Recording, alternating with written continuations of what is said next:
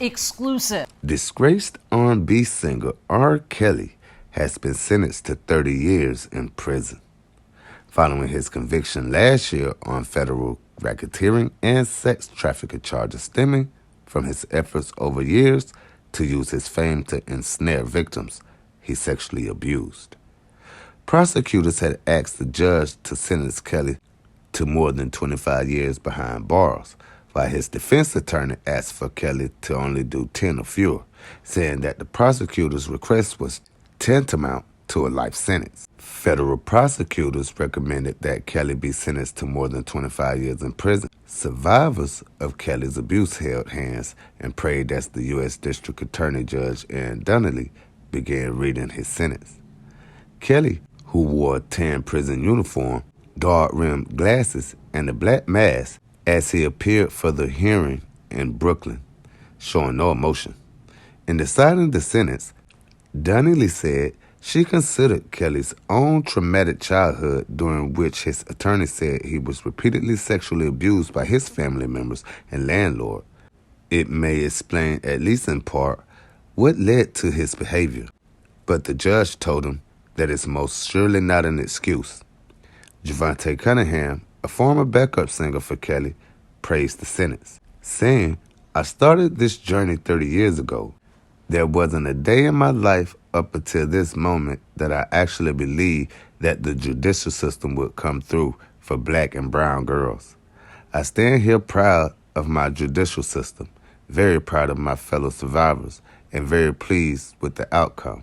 A jury convicted Kelly last September on 9 counts, including 1 charge of racketeering and 8 counts of violation of the Mann Act, a sex trafficking law. Prosecutors from the Eastern District of New York accused Kelly of using his status as a celebrity and a network of people at his disposal to target young girls, boys, and young women for his own sexual gratification. The 5-week federal trial in Brooklyn included testimony from witnesses who said they were sexually and physically abused by Kelly. The court also heard from people involved with orchestrating the disgraced R&B singer's 1994 marriage to the late singer Aaliyah when she was just 15 years old and he was an adult, after she believed she'd gotten pregnant.